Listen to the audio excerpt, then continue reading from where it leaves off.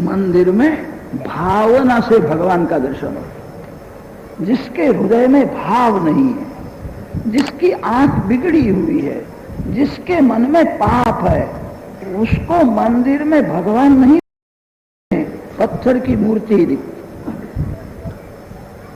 आंख को पत्थर की मूर्ति दिखती है। वैष्णव भावना करते हुए भगवान का दर्शन करते। जो भगवान वैकुंठ में है, जो भगवान गोलोक धाम में है, वे ही भगवान कृपा करके यहां आए। भावना के बिना मंदिर में भी भगवान का दर्शन नहीं होता।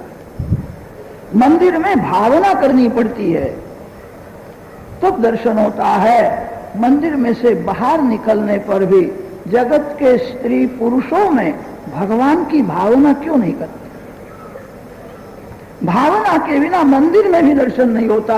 जगत के स्त्री पुरुषों में भगवान की भावना। अपनी आंख को सुधारो। जिसकी दृष्टि दिव्य है उसकी सृष्टि दिव्य हो जाती। तुलसीदास महाराज सतत राम जी की भक्ति करते थे, राम नाम का सतत जप करते थे। तुलसीदास महाराज की दृष्टि ऐसी हुई थी, जगत के सभी स्त्री पुरुषों में तुलसीदास महाराज को सीता राम जी का ही दर्शन होता। सिया राममय सब जग जानी, करहु प्रणाम जोरी जुग पानी। तुलसीदास महाराज को कोई स्त्री दिखती ही नहीं, कोई पुरुष दिखता नहीं है। भक्ति जब बहुत बढ़ जाती है, दृष्टि जब दिव्य होती है, तब जगत के स्त्री पुरुषों में भगवान का दर्शन हो। भावना से जिस प्रकार मंदिर में भगवान का दर्शन करते हो, जगत के स्त्री पुरुषों में भगवान की भावना क्यों नहीं करते? किसी का कपड़ा देखने से क्या लाभ है? चामड़ी देखने से क्या लाभ है? मानव को ऐसी खराब आदत पड़ी है, मानव देह को ही देखता रहता है। जो देह को सुंदर समझता है, देह को देखता है, वो देव से दूर जाता है। आपको देव का दर्शन करना है, देह को देखना नहीं। यह मलमूत्र से भरा हुआ शरीर कैसा भी होवे अशुद्ध है, देखने लायक देह नहीं है, देखने लायक देव है। देव का दर्शन करो। मंदिर में जिस प्रकार भावना से भगवान का दर्शन करते, कभी कभी तो मंदिर में भगवान के सन्मुख मानव पाप भी करता है, उसका भाव दृढ़ नहीं है। मंदिर में बहुत भीड़ होवे और भीड़ में किसी का धक्का लग जाए तो क्रोध आता है, मेरे को इसने धक्का मारा। कितने लोग याद रखते हैं, समय आने दो, किसी दिन मैं भी उनको धक्का मारूंगा। मंदिर में भगवान के सन्मुख मानव पाप करता है। मंदिर में दर्शन करना साधारण दर्शन है। मानव शरीर में भगवान का दर्शन करना असाधारण दर्शन। किसी के देह को देखना नहीं, ये काला है, गोरा है, ये जवान है, ये बूढ़ा है। अनेक जन्म से मानव देह को ही देखता है। देह मैं हूं, शरीर का सुख मेरा सुख है, इसी भाव में रहता है। इसी को संस्कृत भाषा में देह भाव का।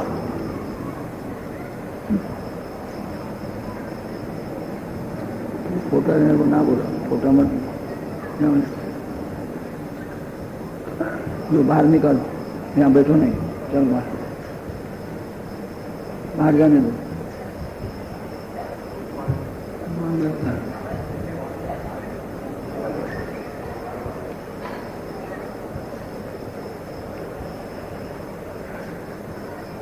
कथा में जो विक्षेप करता है उसको पाप लगता है।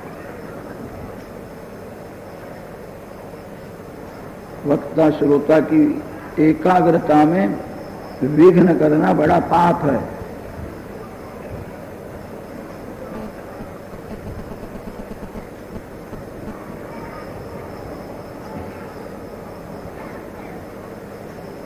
देह को देखना नहीं है, देव को देखना। जैसा मेरा शरीर है वैसा ही सभी का शरीर है। शरीर तो मलमूत्र से भरा हुआ अशुद्ध है। देह को क्या देखते हो? देह में देव का दर्शन करो, अपनी दृष्टि को सुधारो, आत्मदृष्टि स्थिर करो, देह भाव भूल जाओ, आत्म भाव दृढ़ करो। देखने लायक परमात्मा है। मलमूत्र से भरा हुआ शरीर देखने लायक नहीं है। जगत के स्त्री पुरुषों में जो भगवान का दर्शन करता है उसका मन बिगड़ता नहीं, उसको बहुत शांति मिलती। उसी को हमारे ऋषियों ने असाधारण दर्शन कहा। पशु पक्षियों में भी भावना से भगवान का दर्शन करा। सनातन धर्म ने परमात्मा का स्वरूप जैसा समझाया है ऐसा किसी धर्म ने समझाया। सनातन धर्म का सिद्धांत है भगवान सर्व में मिले हुए। ऐसी कोई जगह नहीं है जहां भगवान मिले हुए न हो। तत्सृष्ट्वा तदेवानुप्राविशत शरीरम ब्रह्म प्राविशत। प्रत्येक में भगवान का प्रवेश है। भगवान सभी में मिले हुए हैं। पशु पक्षियों में भी भावना से भगवान का दर्शन करो। किसी पशु को दुख देना वो भगवान को दुख देने के जैसा ही पाप। पशु पक्षियों में भी भगवान की सत्ता है। पृथ्वी में परमात्मा है।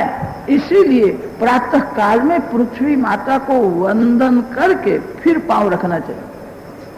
ये जमीन नहीं है, ये मिट्टी नहीं है, ये पत्थर नहीं है, ये मेरी माँ है। माँ पांव रखने में मेरे को संकोच होता है, मेरा अपराध क्षमा करो। समुद्र वसन है देवी पर्वत स्तन मंडिते विष्णु पत्नी नमस्तुभ्यम पाद स्पर्शम क्षमस्व में। दक्षिण भारत में श्री वेंकटेश बालाजी महाराज शंख चक्र गदा पद्म हाथ में है। वेंकटेश बालाजी महाराज के दर्शन में तृप्ति नहीं होती है। किसी भी समय में जाओ अति भीड़ होती। श्री वेंकटेश बालाजी महाराज के मंदिर में जितनी भीड़ दिखती है ऐसी जगत के किसी भी मंदिर में 12 मास अति भीड़ होती है। धर्म दर्शन करना हो 7 घंटे 8 घंटे तपश्चर्या करनी पड़ती, तो बालाजी महाराज का दर्शन होता है। वेंकटेश बालाजी महाराज का स्वरूप अति दिव्य है। उनका नाम है त्रिपति बालाजी। 3 देवियों के भगवान पति है, इसीलिए उनको त्रिपति कहते हैं। श्री देवी, लीला देवी और भू देवी 3 देवियों के पति परमात्मा नारायण है। त्रिपति होने से उनको तिरुपति कहते हैं। मुख्य शब्द है त्रिपति। तिरुपति अपभ्रंश है।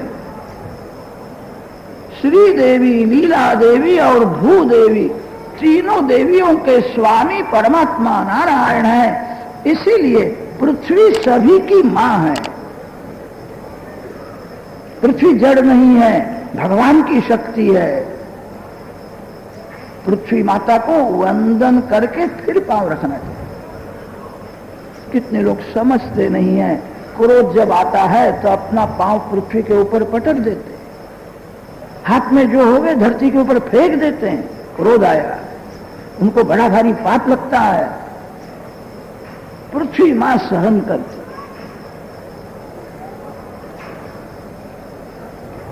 पृथ्वी में परमात्मा की शक्ति है, भगवान है। मार्ग में कांटा पड़ा हो तो कांटे के ऊपर पांव रखना बहुत कठिन नहीं है, फूल के ऊपर पांव रखना बड़ा कठिन है।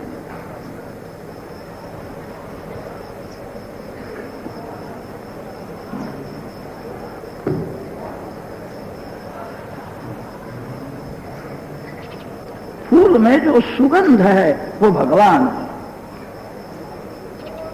जल में जो मिठास है वो भगवान है। पृथ्वी जल तेज वायु आकाश में भगवान की ही सत्ता है। किसी को प्यास लगी हो, आप 1000-2000 रुपया दो, उसको शांति नहीं मिलती है, वो कहता है ठंडा जल दो। पानी पीने से क्यों शांति मिलती है? पानी में परमात्मा है। पानी का कभी अनादर नहीं करना चाहिए। पानी का दुरुपयोग करना बड़ा भारी पाप है। तेज में भगवान है, वायु में भगवान है, आकाश में भगवान है, सभी में भगवान की सत्ता है। लड्डू के एक एक कण में चीनी मिली हुई।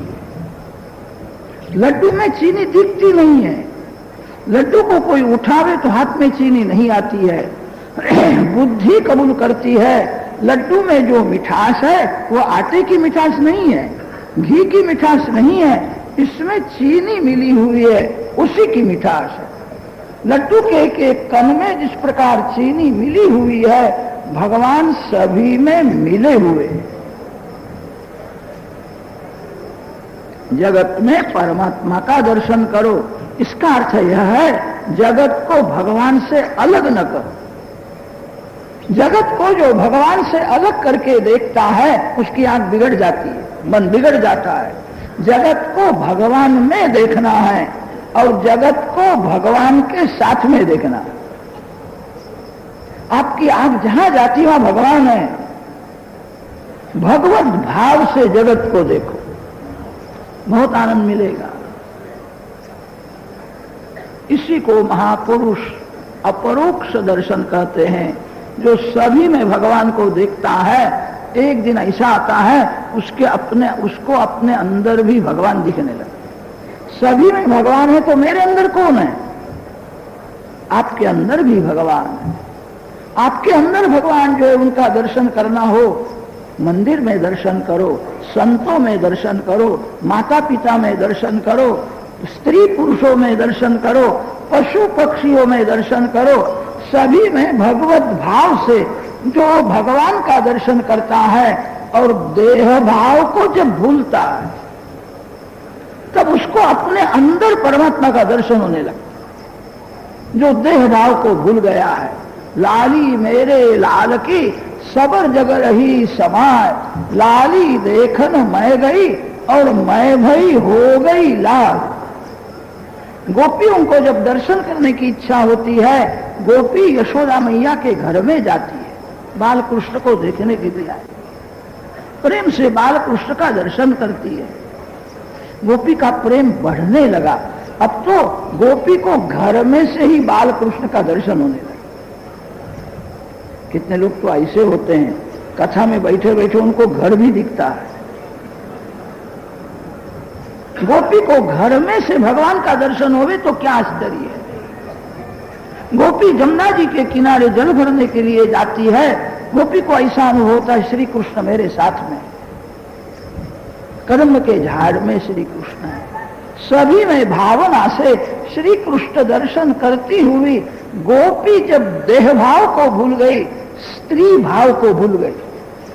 गोपी को याद रहा नहीं मैं किसी की पत्नी हूं, किसी पुरुष के साथ मेरा लग्न हुआ है, मैं किसी की मां हूं, मैं किसी की बहन हूं। गोपी श्री कृष्ण प्रेम में, श्री कृष्ण दर्शन में देह भाव भूल गई, तब गोपी को अपने अंदर श्री कृष्ण का दर्शन होने लगा। देहाभिमाने गलिते विज्ञाते प्रत्येक आत्मनि यत्र यत्र मनो याति तत्र तत्र समाधया। देव दर्शन करना है तो देह को भूलना ही पड़ेगा। देव दर्शन की इच्छा है तो देह भाव को मारना ही पड़ेगा। भक्ति में जो तन्मय रहता है उसका धीरे धीरे देह भाव कम होता है, तब आत्मभाव जागृत होता है। आपके अंदर भी भगवान है। सभी में भगवान है तो मेरे अंदर नहीं है, आपके अंदर भी भगवान। आत्म स्वरूप में भगवान का दर्शन करना ही अपरोक्ष दर्शन है। यत् साक्षाद अपरोक्षाद ब्रह्म ब्रह्म विदाप्नोति परम अयम आत्मा ब्रह्म तरति शोकम आत्मवित सर्वम खलविदम ब्रह्म। वेद भगवान वर्णन करते हैं, आत्मस्वरूप में परमात्मा का दर्शन करना ही उत्तम दर्शन है। मंदिर में दर्शन करना साधारण दर्शन है, जगत के स्त्री पुरुषों में भगवान का दर्शन करना असाधारण दर्शन है। पशु पक्षियों में पृथ्वी जल तेज वायु आकाश में भी भगवान की सत्ता है। अनुभव जिसको होता है, आत्मस्वरूप में भगवान का जो दर्शन करता है वही उत्तम दर्शन है। श्री कृष्ण दर्शन से शांति मिलती है। श्री कृष्ण दर्शन का सरल साधन भागवत है। भगवान को दया आई, भगवान ने विचार किया जीव को मेरा दर्शन नहीं होता, संसार में बहुत सुख दुख भोगता है, घूमता है, ये मेरा दर्शन करे तो दुख का अंत आए। बहुत से लोग ऐसा समझते, बहुत पैसा मेरे को मिले, मेरा बंगला हो जावे, मैं बहुत सुख भोगूंगा तब शांति मिलेगी। भूल है, सुख भोगने से दुख का अंत नहीं आता।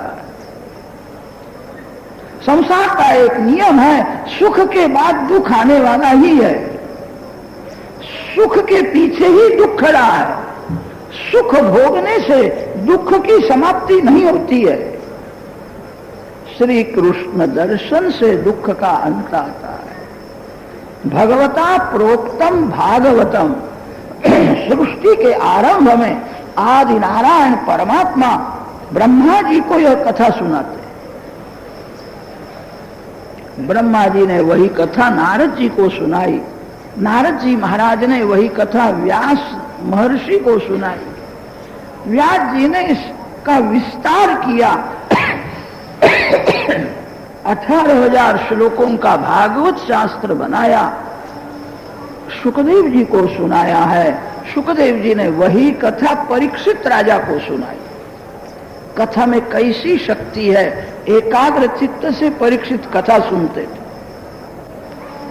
परीक्षित राजा ने जब सुना मैं 7वें दिन में मरने वाला हूं, राजा ने ऐसा मान लिया आज ही मैं मर गया हूं, जगत के साथ मेरा कोई संबंध नहीं है। जगत का संबंध छोड़ करके परीक्षित गंगा किनारे बैठे थे।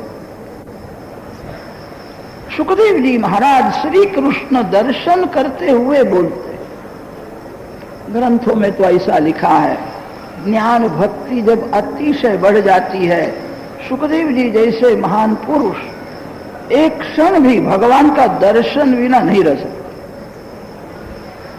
दृष्टांत बहुत सुंदर दिया है, निमेषार्धम न तिष्ठन्ति वृत्तिम ब्रह्ममयीम बिना।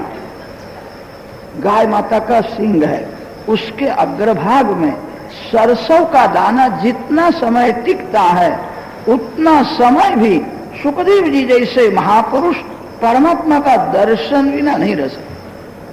गाय माता का सिंह उसके अग्रभाग में सरसों का दाना कितना समय टिकेगा, उतना समय भी सुखदेव जी जैसे महापुरुष भगवान श्री कृष्ण का दर्शन किए बिना नहीं रह सकते।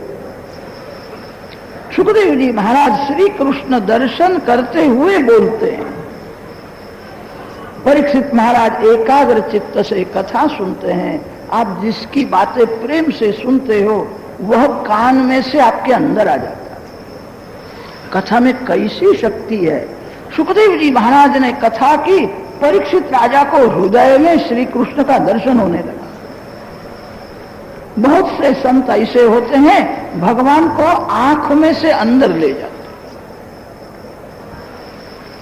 कितने संत भगवान को कान में से अंदर ले जाते। भक्ति में आंख और कान दोनों मुख्य है। आंख और कान को जो अतिशय पवित्र रखता है वही भक्ति कर सकता है। खराब शब्द सुनने से मन बिगड़ जाता है, खराब चित्र देखने से मन बहुत बिगड़ता है। भद्रं कर्णेभिः शृणुयाम देवाः भद्रं पश्येमाक्षभिर्यजत्राः अक्षभिर्भद्रं पश्येम। कर्णेभिर्भद्रं शृणुयाम, कथा में कैसी शक्ति है। श्री कृष्ण दर्शन करते हुए सुखदेव जी महाराज प्रेम से कथा करते थे। जगत का संबंध छोड़ करके एकाग्र चित्त से परीक्षित कथा सुनते थे। श्रवणम सर्वधर्मेभ्यः वरम मन्ये तपोधना। कथा सुनने से हृदय में भगवान का स्वरूप प्रकट हो। कान में से भगवान ने अंदर प्रवेश किया। परीक्षित महाराज ने कहा है, अब मेरे को तक्षक नाग का भय नहीं लगता, जिसको आत्मस्वरूप में भगवान का दर्शन हुआ। आपने मेरे को कथा नहीं सुनाई, आपने भगवान का दर्शन कराया है। आपने भगवान का दर्शन करने की आंख दी है। संतो दिशंति चक्षुषी बहिर्अर्कस समुत्थितः। आपकी कृपा से मैं बाहर भगवान का दर्शन करता हूं, दाहिने बाजू में दर्शन करता हूं, बाई बाजू में दर्शन करता हूं। आपने तो ऐसी कृपा की है, तक्षक नाग में भी नारायण है। तक्षक के साथ मेरा वैर नहीं है, तक्षक के लिए मेरे मन में कुभाव नहीं है। आपने मेरे को सभी में भगवान का दर्शन कराया है। मैं कृतार्थ हूं। कथा में कैसी शक्ति है। एकाग्र चित्त से कथा सुनने से परीक्षित के हृदय में नारायण का स्वरूप प्रकट हो गया। ऐसा कथा का महिमा है। भागवत का महात्म्य अनेक ग्रंथों में व्यास महर्षि ने वर्णन किया है। प्रधान पद्म पुराणांतर्गत महात्म्य की कथा वक्ता करे, ऐसी व्यास नारायण की आज्ञा है।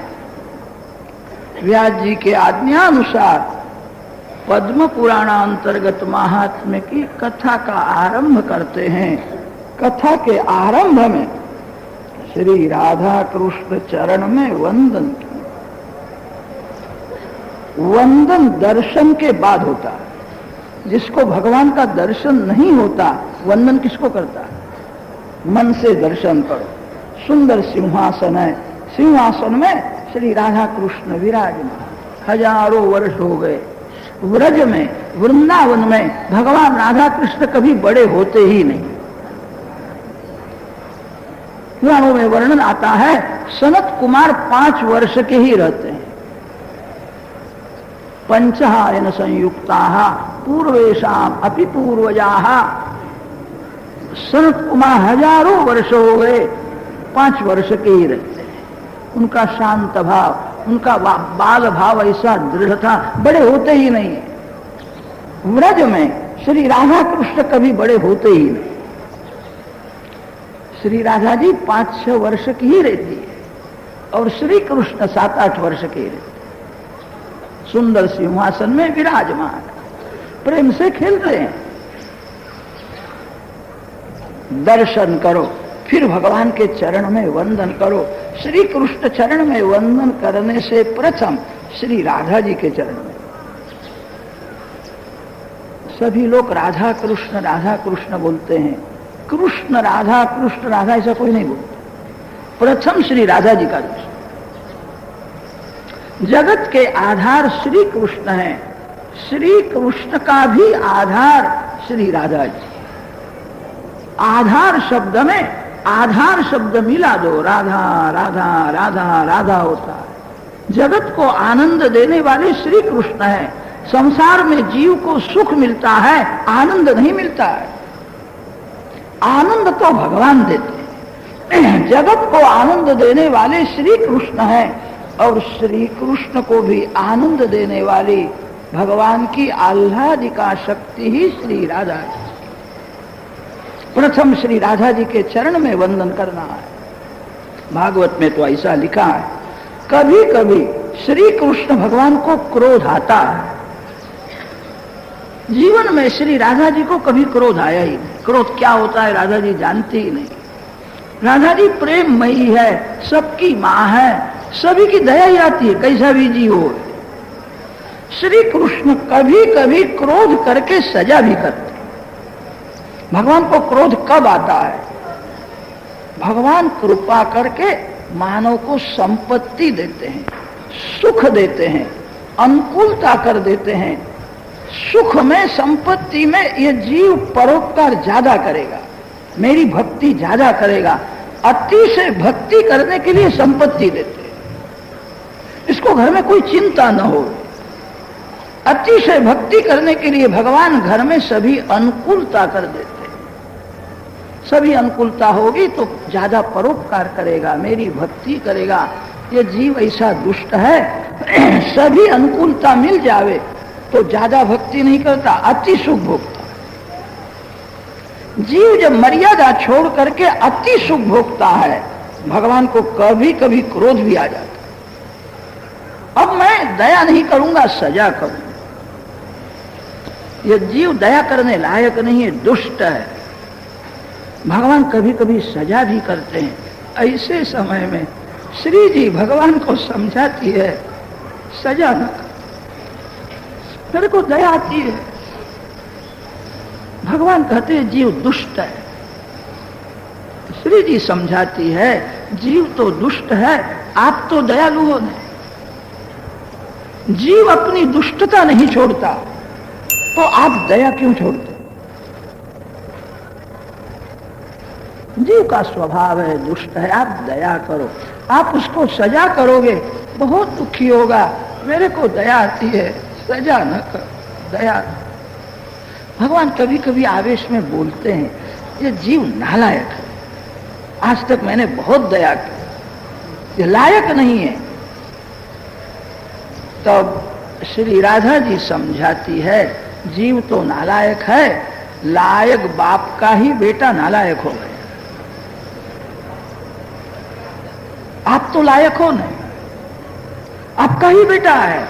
आपने ही कहा है ममई वांशो जीवलोके जीवभूत सनातना, आपका ही अंश है। आप लायक हो, जीव नालायक है। आप कृपा, श्री राधा जी की कृपा भी ना कोई जीव भगवान के चरण में नहीं जा सकता।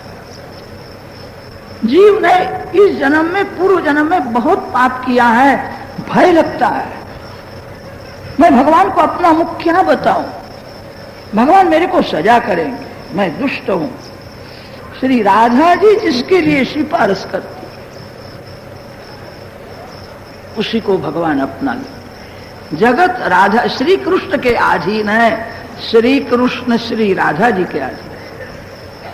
जगत को आनंद देने वाले श्री कृष्ण है, श्री कृष्ण को आनंद देने वाली श्री राधा जी।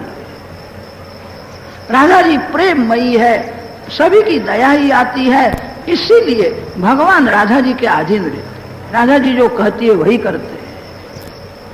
प्रथम श्री राधा जी के चरण में वंदन करो, सुंदर सिंहासन में राधा कृष्ण विराजमान है, फिर भगवान के चरण में वंदन करो। श्री राधा कृष्ण भगवान की। आरंभ में श्री कृष्ण चरण में वंदन किया है। श्री कृष्णाय वयं नुमः। श्री शब्द का अर्थ है श्री राधा जी। श्रयते सर्वात्मना श्री कृष्णम इति श्री। श्री कृष्णेन श्रीयते सेव्यते इति वा श्री। श्री राधा कृष्ण दोनों एक है। लीला करने के लिए दो स्वरूप प्रकट किए हैं। राधा कृष्ण के चरण में वंदन किया। फिर भागवत के प्रधान वक्ता श्री सुखदेव जी महाराज है, जो शिव स्वरूप है। व्यासो नारायणो हरि।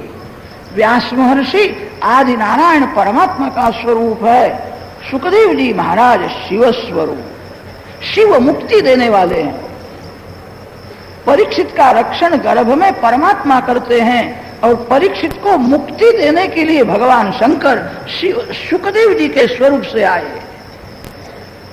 सुखदेव जी महाराज शिव स्वरूप।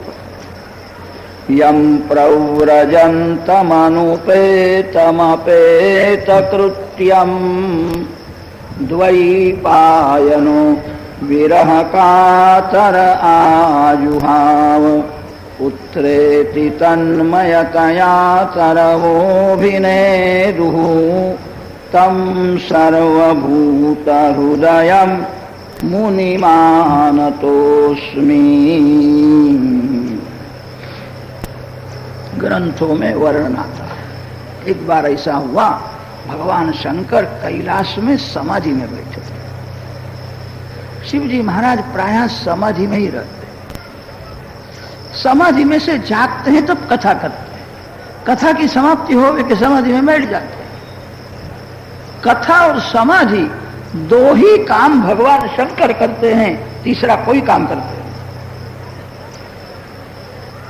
भगवान शंकर समाधि में बैठे थे, पार्वती माता प्रतीक्षा करती है कब समाधि में से जागे। माता जी को शिव जी के मुख से कथा सुनने की इच्छा, समाधि में से जागेंगे तब कथा करें। शिव जी समाधि में मैं क्या करूं? शिवलिंग की स्थापना की। शिवलिंग शब्द का अर्थ है शिव स्वरूप। शिव जी में मलमूत्र है ही नहीं। शिव अति शुद्ध दिव्य तत्व है। जगत के सभी संत महात्माओं ने भगवान शंकर की भक्ति करने के बाद ही वे महान हुए। शिव भक्ति से ही वासना का विनाश होता है। एक भगवान शंकर ऐसे हैं, कामदेव को जला दिया, भस्म कर डाला है।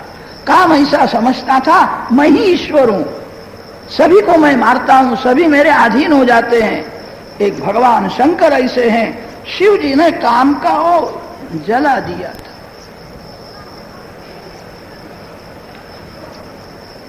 शिव स्वरूप दिव्य, शिवलिंग की स्थापना की है। माता पार्वती जी शिव जी की पूजा करती, यही शंकर भगवान। उस समय नारद जी वहां शिव जी को भोग लगाया था। नारद जी आए तो माता जी ने शंकर भगवान का प्रसाद नारद जी को दिया। नारद जी ने प्रसाद का भक्षण किया। अन्नपूर्णा जी के हाथ से प्रसाद मिला। पार्वती माँ ने मेरे को प्रसाद दिया। भगवान शंकर का प्रसाद मेरे को मिला। प्रसाद पाकर के नारद जी कृतार्थ हो।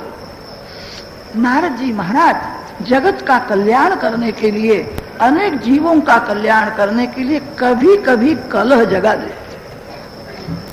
नारद जी के कलह में अनेक जीवों का कल्याण होता है। नारद जी ने विचार किया मेरे को तो प्रसाद मिला, मैं तो कृतार्थ हुआ, अनेक जीवों को प्रसाद मिले, अनेक जीवों का कल्याण होवे। आज मैं थोड़ी ऐसी लीला करूं, कलह जगा दूं। पार्वती माता को वंदन करके नारद जी ने कहा आपके हाथ से प्रसाद मेरे को मिला, मैं आज धन्य हो गया। भगवान शंकर ने तो काम को जला दिया था, काम को जलाने के बाद आपके साथ लग्न किया।